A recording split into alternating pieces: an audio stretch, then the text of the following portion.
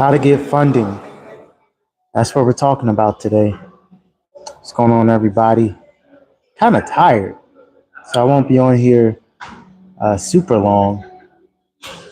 We're going to touch a couple of ways that you can go about getting funding as a startup with pre-revenue. If you're in the pre-revenue stages, meaning you're a startup, you don't have any investors or anything like that, you can still get funding. And then even once you are starting to generate some revenue, how you can get funding within 6 months of generating revenue.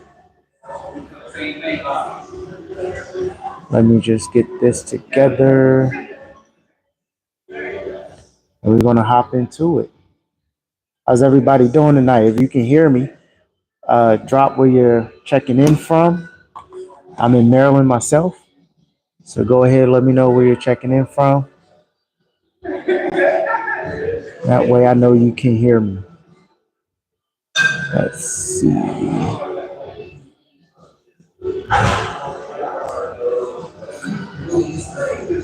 Let's do this.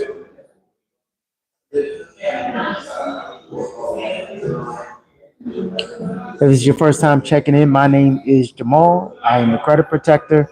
I help small business owners get access to capital. I do that by helping them first prepare and understand some of the lending criteria from different lenders, and I help them get in position. So whether that's improving your personal credit, improving your cash flow, connecting you with the right people so you can get your docs in order, my objective is to help small business owners, startups, medium-sized businesses get access to capital, regardless of your situation. All right. Just give me one moment. Boom. So if you can hear me, let me know that you can hear me by just dropping where you're checking in from. If this is information that you, your friends, and someone else can benefit from, definitely share it out before we get too deep into it. This won't be a long live. I'm kind of tired. Hopefully everyone had a great one. I definitely did. It was definitely an impactful day. So a couple of things when it comes to how to get funded. And then I'll give you some resources for that kind of funding, all right? There's a couple of things you want to do when we're talking about getting funding. And this comes from speaking to small business owners and even those in the conceptual phase of their business, meaning that they haven't actually put together an LLC or they only have one piece of the puzzle. For instance, they only have a LLC, but they don't have an EIN, or just have an EIN, don't have an LLC. Let's make sure first that our structure is there. So what do I mean by structure? There's really only four things that you need to have a business or to be considered a legitimate business. First, you're going to need your LLC, right? Or your company registered with the state. So that's a LLC, C Corp, S Corp, partnership, or nonprofit. Next, you're going to have an EIN because the IRS wants to tax you. That's just what that is. The next thing you're going to need is a way to process payments. So that's going to be some kind of payment processor, right? Whether it's authorized.net, Stripe, PayPal, your bank, they have merchant accounts and merchant services. And then, of course, you'll also need a bank account. Got to have a business bank account. Y'all wouldn't believe how many people that I speak to who are looking for business funding that do not have business bank accounts. If you want to secure business funding, you need a business bank account, especially my people out here searching for EIN only funding.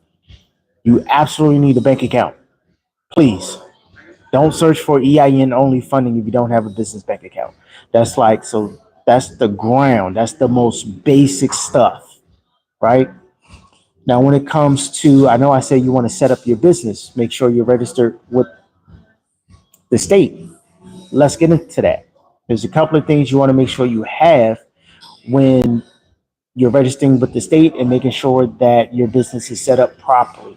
So the first thing you're going to want to do is, of course, you got to name it, right? And when you're searching for your name, you want to make sure that is actually available, meaning that it's not already registered with your state, is not already trademarked in your industry nationally, right? Or that trademark or copyright isn't still being enforced, because you don't want to go through the trouble of coming up with this marvelous name and then you can't use it because someone else already trademarked it. That's a little bit of a pro tip for you to save you some money and headache. You also want to make sure that your address is a business address and it needs to be related to a physical address. So if you're using a virtual office service, make sure that the address you choose does not come up as a commercial mailing receiving agency. Basically, you don't want to use a UPS store, you don't want to use a PO box, and you don't want any address that comes up as a commercial mail receiving agency. How do you find that out, Jamal? Real easy. You're going to go to USPS, sorry, United States Postal Service.com, and you're going to click the tool that says look up zip. Once you're there, type in that address, click search. When the address pops up, you're going to be able to click the drop down arrow, drop down menu, and it's going to say, is this a commercial mail receiving location? You want that question, the answer to that question to be no. It's going to show the letter N for no. That means that address should be good to go. Another thing you can do to verify the address is Google it. Pull it up. What comes up? Are you just staring at the side of a building? Is it a back alley or a dumpster? If you Google it and a actual building doesn't come up, or office building or office space, then it's not going to be a good address, because your bank will do the same thing. They will literally Google your address, and when they pull it up, if an actual building or structure doesn't show up, then they're going to reject your application. I've had this happen to me personally when I attempted to open up a checking account at TD Bank. They Googled the address I gave them, and to my surprise, I thought it was a good address. It came up as like an alley. Like it was, they were like, "Do you have another address?" I was like, "What do you mean? What's wrong with this one?" And they said, "Well, it doesn't come up." I'm like, huh? And I Googled it myself, and I'm like, "Damn, it just comes up as like an alleyway." So that was bad on my part, right? You want to make sure that's good, right? Even now, some people are using their home address. You can use a home address. I would not use a home address, because everything, once you register with the state, it's all public information. You do not want people to be able to look up and type in the name of your company and then they see your house or they see your apartment or wherever you're living at. Absolutely not. You want to protect yourself. The other thing you want to do is make sure you have a business phone number. A lot of virtual address service providers also include or will give you a virtual phone number. They even will include a whole virtual phone service, a number, answering machine, virtual assistant that will answer your calls and forward them for you, and even virtual fax. So you can actually get like a bundle for like a anywhere from $100 to $200 a month, and they'll just take care of all of that. You also want to make sure you have a registered agent. That registered agent is required when you're registering a business. You can be the registered agent for your own business, or you can assign someone else to be the registered agent, or you can hire a company like LegalZoom or Busy or InkFile. There's a ton of companies that will register your company for you and also act as your registered agent. It's a lot of them. Okay, pick one, whatever one you like. Um, Also, make sure you have that website set up, even if it's just like a little AI created website that you just threw together for $10 or one that was for free. The GoDaddy, they actually will give you a starter website when you buy the domain. So that's what I like to do for my clients. If that's something that they need, I go to GoDaddy. That way they get the domain, they get a website, and they get an email for like, I don't know, $20 or something. It's something stupid cheap. Okay. So I know some people are like, oh, I'm building a website. It's gonna be $5,000. I'm not even talking about that. If you don't have an e-com store, you don't really need to worry about spending 5 grand on a website. Especially when we got AI, especially when there's Spotify out there, Etsy, Amazon. It's so many other websites, right? It's really loud in here. So anyway, you got that all out the way. So that's everything you need to make sure your business is actually set up properly, right? So all of that is going to allow you to meet lender compliance. So we're not just talking about zero interest credit cards. We're not just talking about zero interest financing or credit card stacking. We're talking about next level. You need all of that. The other thing you want to make sure is you list yourself on 411. This allows for the business phone number that you got to register with all of the phone databases. So when you're making calls to your clients, or when your clients are calling you, your company name actually pops up on the call ID. I had a situation, actually, I'm trying to fix it now, where I didn't realize that my phone number, I have a local number and an 800 number. My local number comes up under someone else's name. So people don't even realize it's me calling them. So that's something that I'm even now actively working on, because you want your clients to know it's you or your company calling. You don't want them to be confused with anyone else. I mean, be confused and think that you're not who you say you are, right? Especially this right now, everyone is paranoid about scamming. So make sure you list yourself for 411. Some lenders will actually require that and they will look you up, especially if you're going for government backed loans, SBA, SSBCI, CDFIs, things of that nature. What else do I need? You also need why did it just suddenly slip my mind? Oh, your DUNS number. You need your DUNS number because when we start talking about getting funding solely on your EIN, you absolutely will need a DUNS number. Lastly, it's a lot of numbers you guys need. Believe me. If you decide to get government funding, meaning government contracts or government issued grants, you'll need what's called a UEI number. All right. You'll get that from sam.gov.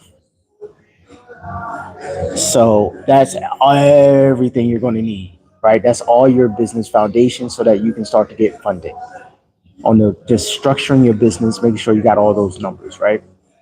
Next thing, of course, another number is you want to make sure that you have a decent credit score.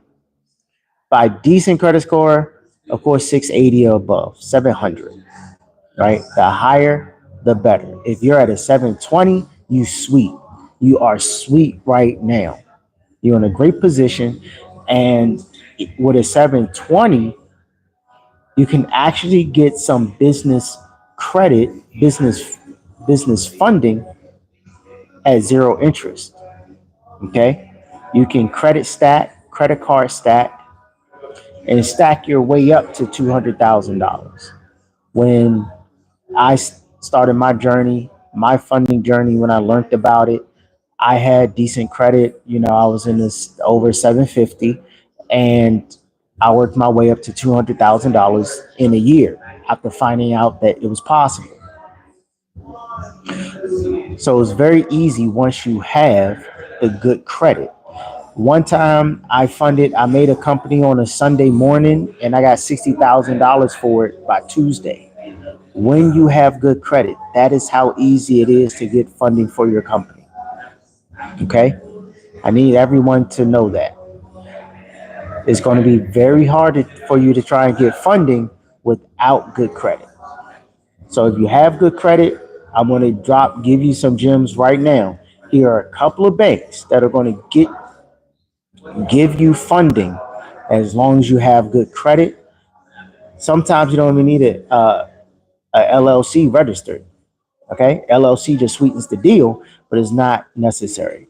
So here are a couple of banks you can go to right now to get funding if you have a 700 and above.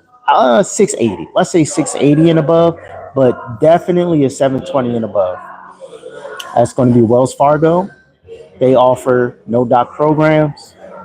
Bank of America, US Bank, Navy Federal, Chase Bank, of course, TD Bank.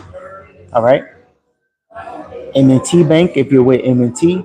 So I'm in DC, the DC, Maryland area, right? So some of these banks may not be in your region. Okay. Key Bank has some programs like that. Okay. And of course, American Express. All of those banks offer programs, business funding to individuals with a established business, meaning that you're registered with the state where they do business and you have good credit. All of those banks offer no doc program. Here's the thing when we're talking about how to get funding. A no doc program means that since you're not providing any documentation to substantiate what you're putting on your application, you need to have good credit. You need to have it. Okay. Another thing when it comes to getting funding, let's understand this. Well, follow me. There are three things that you need to get money from a lender. First is credit. Okay, that's the first thing you need. Second thing you need is cash flow. Even when you fill out these applications that are no doc, they're still going to ask you what's your projected revenue or what's your income. Either one of those is an indicator of your cash flow. The next thing you're going to need is collateral. We call these the three C's of funding. Any three of these C's will get you access to capital. Right now, actually earlier today, searching for some funding for a client. They are actually doing they do they develop real estate. So right now they're in the midst of a $1.6 million deal, and they actually need a bridge loan of only $30,000. Can you imagine working on a $1.6 million deal and you need $30,000 so you can keep moving through it? Well, you may be thinking, well, if it's that's a pretty, 1.6 million, he don't have 30,000. What the hell happened? What happens is that your money gets tied up in the deal, right? There's materials you got to pay for. You got to pay for people, right? Your staff, and the money doesn't all come out at one time. It comes out in draws as opposed to one lump sum. So you have to do these projects in stages, which causes for a lot of different creative financing so that you can get through the project, right? So in their instance, their cash flow was kind of tied up because all the money that was coming in was also going right back out to fuel the projects that they're working on. The other thing is that the credit wasn't quite there because they had started to miss payments because their cash flow is now tied up.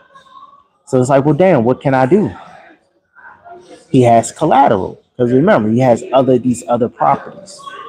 So what we have to do is use the properties to secure capital so that he can continue on using that money, right? Now, another thing that comes up is what if you tapped out your collateral? You're like, okay, well, he still has, at least his bank statements has some shows cash flow coming in. So How to build credit. There's a lot of things about building credit all over my channel. Um, so today we're going to be talking about how to get funding. If you're in the building stages, then I have other videos where I talk about building. But today is specifically about funding. All right. So going back to this particular client, right? They had cash flows, so we're able to still finance them and get them funding based on the cash flow that they have coming through their bank, right? So because they had decent deposits over six figures going into their bank account, we're able to look around and secure some revenue based financing. All right. So that's what we call cash flow, right? Now, when it comes to collateral funding, collateralized funding comes in a lot of different ways. If you have a retirement account, most people don't know, but you can borrow from your retirement account. This is whether you have a 401k, if you have a 403b, if you have a pension, which is 54.7b, you can borrow against it. You can even borrow against your Roth IRA. You can even borrow against your stock portfolio. The great thing about borrowing from a retirement account is none of them require a credit check. They do not pull your credit. As long as you remain an employee of that institution, you're basically guaranteed the money, and they simply take the money out of your check to repay the loan. That's why you don't need any credit check for it, right? Other opportunities that come up for you is you may want to get a business line of credit. Now, here's the thing. When you're going for a business line of credit, y'all, one of the things that keep us getting denied is we apply for the wrong thing at the wrong time. If you are a young business, meaning you're less than 2 years old, if you are a startup that is pre-revenue, okay, right now, at this exact moment, it's a little harder to get business lines of credit. There are banks that were giving out business lines of credit easily, like Key Bank was one, PSECU was one, TD Bank was one. Okay, they're not giving out their business lines of credit as easily as they were before. Okay, now depending on the dollar amount that you're looking at, let's say under $50,000, you may qualify for a business line of credit that doesn't require any docs. Some banks, TD Bank, if you're a client of TD Bank and you have an established relationship with them, they will allow you to apply for sorry, they'll allow you to apply for a business line of credit up to 100,000 directly from their website because they can already see the cash flow going through that account, right? Another thing when you're looking at how much funding you're going to get, check your revenue. Banks will typically lend you anywhere between 10 to 30% of what your annual revenue is. So if it's a stated income application, and you say, hey, I generate $150,000 a year, if that bank is only willing to do up to 10%, that means the most that you're going to get at one time is $15,000, right? Y'all with me with that, okay?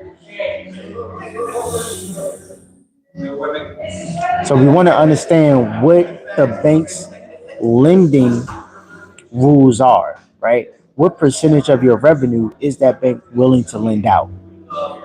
Another thing is when we're looking at different opportunities like business lines of credit, how old does the business need to be in order to qualify for that business line of credit?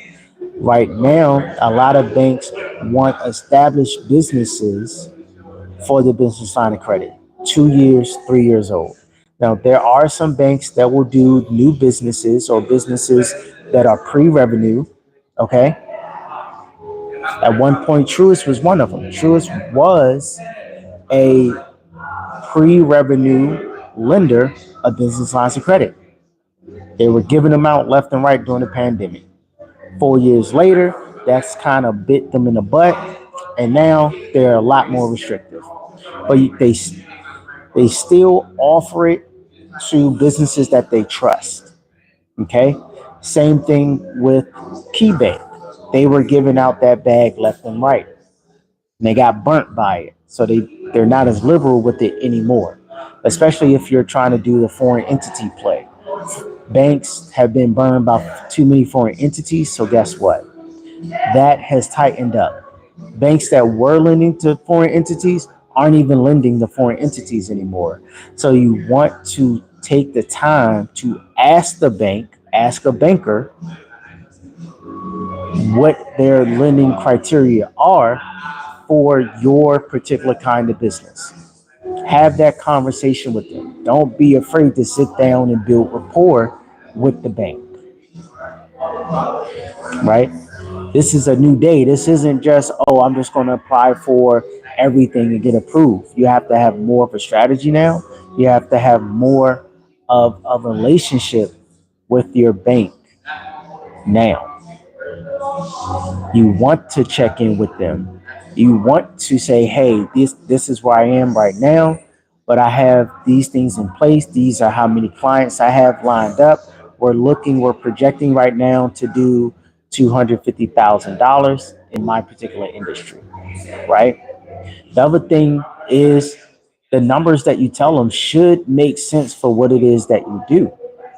If you're probably in the hair space, estheticians, like ladies with doing wigs and stuff, y'all killing the game. It's probably normal for y'all to make $100,000 right now. The prices that people are paying for these wigs, right? And bugs, right? So you don't want to go in there and be like, "Oh, I'm an artist. I plan on making 1.5 million this year." They're gonna be like, "Huh? Are you an established artist?" Like, no, I'm just starting. Like, that don't sound like it makes sense. Like, they really will be like that. So make sure the numbers that you're giving them actually are in line with your industry. Okay. Also, paperwork.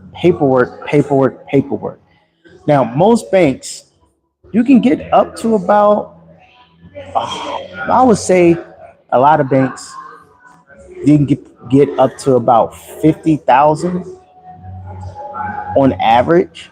Now, there are a couple of banks that will go up to 100,000 with just stated income, no doc, not checking anything. But once you're over and you're entering that six-figure threshold, that's when you want to start looking at getting documentation, right?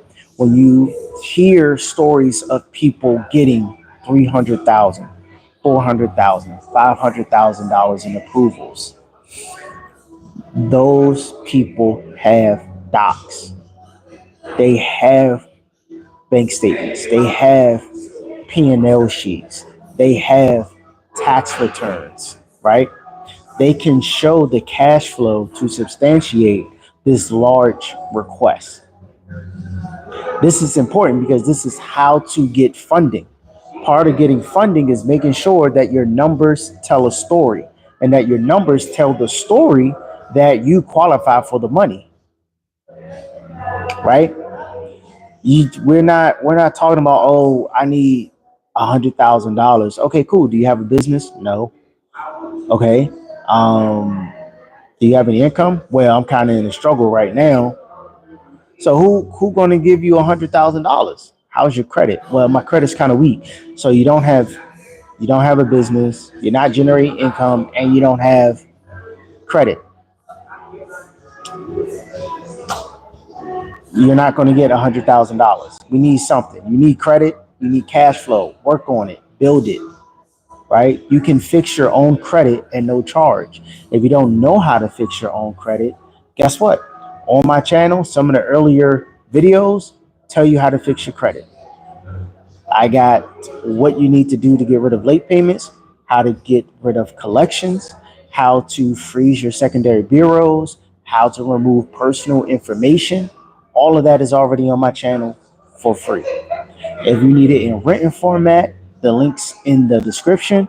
There are links to a do-it-yourself credit repair manual that you can grab and download, right? All of that is already there for you. If you're the type that's like, oh, I still need to fix my credit. If fixing your credit is the only thing that's keeping you from getting $100,000, I highly suggest that you fix your credit. I was talking to someone earlier today, and they were stuck in analysis paralysis. We can't be stuck in analysis paralysis. Said, well, we want to fix our credit, but we want to make sure it's done right. So, but we don't have enough income to pay somebody. Well, if you don't have any income to pay for somebody, then just learn to fix it correctly yourself. That's it. Buy an ebook, buy a book off of Amazon, pay for a course, watch shit ton of YouTube videos, and fix your credit so that you can get access to the capital. Like is we don't have to act like this fixing credit thing is impossible. It's not. I fix my own credit myself. Anyone, if I can do it, because I'm not that damn smart. If I can fix my credit myself, because I was marked deceased and I didn't have any credit at all, because if you didn't know, when you're marked deceased and basically you die, they take away your credit. You don't have a credit score anymore. So if I can come back from that, I know you can come back from having a 550. Right? But anyway, I digress. How to get funded. You want to have your 680 plus FICO score, not Vantage, FICO. You also want to make sure that you have, you also want to make sure that you have docs. Okay, depending on the type of funding you want to go for or what you need the funding for, have your docs in order. The other thing you want to do is know what type of funding you want. Do you just want zero interest? Cool, no problem. We can do zero interest. Are you looking for a business line of credit? Are you looking for an equipment loan? Are you looking for an SBA loan?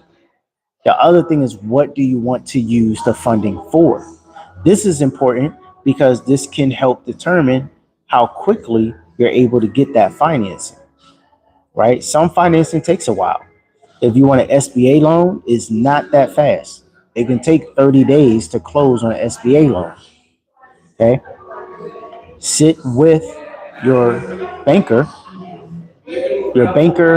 or your funding coach or your broker, and make sure that they're able to guide you through the process because it's not always a quick and easy process.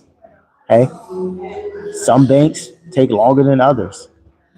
Some, they change up staff. And when you're going through it and they change up the staff, that slows down the process. And a process that would have been 3 weeks now is suddenly taking 5 weeks because somebody quit in the middle of processing your application, right? But understand that these type of things happen. It's unfortunate. It's annoying. It's infuriating. But it does happen. Okay. Also, with getting, sorry,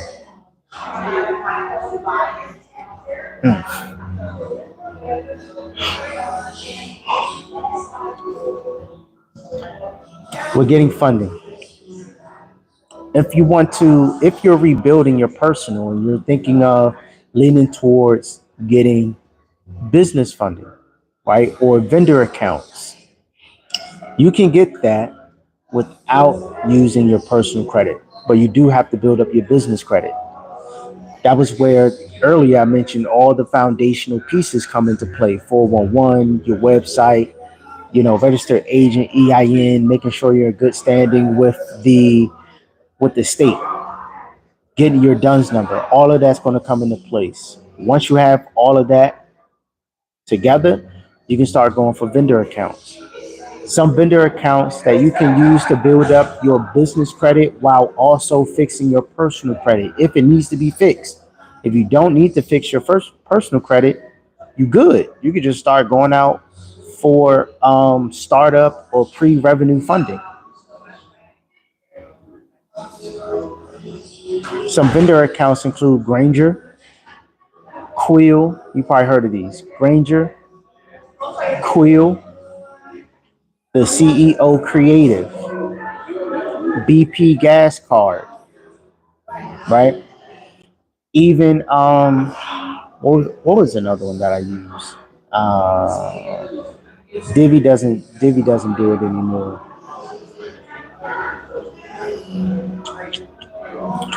Granger, Uline, Quill. Oh, Incredible.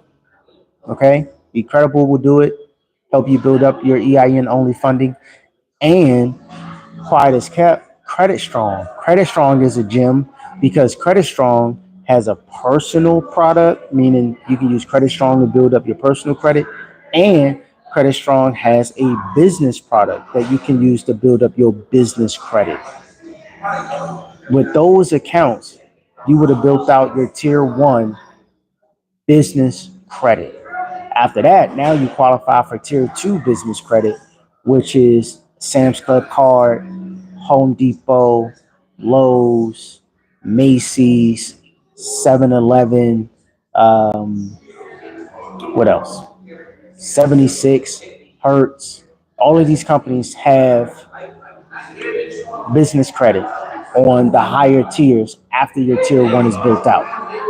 And yes, they do qualify as business funding, all right? Because essentially you're getting access to someone's service or materials on credit, right? And then you get, a week, 15 days, 30 days to pay them back. That's when you hear net 30, net 15, net 90. I don't know why they call it net, but when you hear net and a number, that number is how many days you have to pay them, right? Some go as low as net 7. You have 7 days to pay the people back, or else it's going to ding your business credit. The biggest thing, whether it's personal or business right now, is just making sure you're paying everybody on time. That's the biggest factor. On the personal side, the banks want to get paid back on time. On the business side, banks want to get paid back on time. It doesn't matter how much revenue you show. It doesn't matter how many assets you have. If you begin to default on your loans, on your credit obligations, every bank is going to shut down on you. So please, the number one thing we could do with getting access to funding is when we have the funding is pay the people back on time, right? Even if we have to get more financing to cover another financing, that happens sometimes. If you out here making moves, then you out here making moves, right? And not everything's going to go peachy clean. This is why it's important to always be in position to always be looking for funding. Every major company in the world is always looking for additional funding, including the United States. The United States is a corporation. Each state within the United States is incorporated. All of them, just like we should be, are always looking for money. They're either looking for a way to tax you, they're looking for a way to tax businesses, they're buying and selling bonds to and from other countries, right? They're doing taxes, they're doing tariffs on imports and exports. All of these are just ways to generate income and to look for money. If the country is doing it, you should be doing it. And I say that to all my entrepreneurs and business owners that are thinking, well, I don't really need to look for funding. I'm good right now. My credit is great. My savings is amazing. I'm cash flow positive. I don't really need funding for anything. You may not need it, but it's always good to have it, even if you think you don't need it. Before Tesla got to the point where it's at today, they were almost bankrupt. Okay? Tesla. All right? Every business goes through some point in time where shit ain't sweet. So prepare for that. Have your loans already in place. Have your business lines of credit already in place. Have your credit cards already in place so that when shit hit the fan, you can keep rolling. I was actually, for those that listen to Alex Hormozy, In his book, his first book, $100 Million Offers, he actually tells the story of how he was literally able to recover from a six-figure loss. Like the he set up gyms for other people, and the gym, some dickhead gym owners basically stole like over $100,000 from him. Right? They've had all of their customers do a refund to Alex and then sign back up under their gym and gave them the money directly. So he was seeing all these refunds hit his account to like over $105,000 or some shit like that, some crazy number. And he still had more gyms to launch. The only thing he had to keep the business going was $100,000 credit card that he never used up until that point. So yeah, shit can go sweet. It can be sweet for a long ass time, but it only takes one dickhead business partner, one dickhead customer, right? Or just one stupid decision messing with the IRS or messing with some government regulatory agency that put you negative hundreds of thousands of dollars or just tens of thousands of dollars. And you need to have that credit available for that rainy day. Have your savings available and have the credit available, right? The great thing about it, he literally used that $100,000 to fund his other gym openings, which each cost about what was it? I think each gym still cost him about each month he still had to cover about $100,000 in expenses. So because he had the line of credit already available to him, it allowed him to brainstorm, to think, say, "Oh shit, I do have this $100,000 sitting over here in the form of credit. Let me use this." So he was able to use that, continue to pay his team, continue to fly out, continue to do these gym openings to recover. Right? That's the power of having credit available to you, even when you don't think you need it. Always be looking for funding. Always be looking for credit. If you don't know how to do it, get help. Ask somebody. Go into join a group. Get a mentor. Hop on YouTube. Buy a book. Right? Always be looking for capital. Always be looking for a way to elevate your situation. I can't say that enough. That's one of the major rules of how to get funding. Always be looking for it. Never think to yourself, "Oh, I'm good right now. I don't need any money." Yes, you do. Because when you need it, the banks are not going to give it to you 100%. And it's a trickle effect. If you miss a payment on one bank, guess what? The other banks start looking like, "Oh shit, he missing payments? He or she missing payments? Oh no. If he missed payments with them, he gonna miss payments with us." And that's when all of a sudden you start seeing your lines get slashed. All of a sudden lines start freezing up. Okay? So I'm out of here, y'all. Listen, I know I rambled for a minute. Appreciate everybody for tapping in. Lucky, check out my other videos, fam. Today was not a credit building day. I'll do that tomorrow. Ways that you can build your credit up. But in the meantime, in between time, y'all, I'm gonna talk to you later. Listen, if you need help putting together a funding strategy, click the link in the description. Hit me up. Happy to help. If you need to rebuild your personal credit, hit the link in the description. I have a manual for that. If you need to build your business credit from scratch, meaning you have no LLC, you want to go from an LLC to buying a G Wagon under your EIN, I have a manual for that. If you want to get a list of lenders, who they pull from and the credit limits that they're given, I have a manual for that. All of that is actually in the description of this video and every other video. If you're looking for someone to help you improve your credit, I have a link for that. That is also in the description of this video. Okay? Peace and love, everybody. I'll talk to y'all later. I'm out.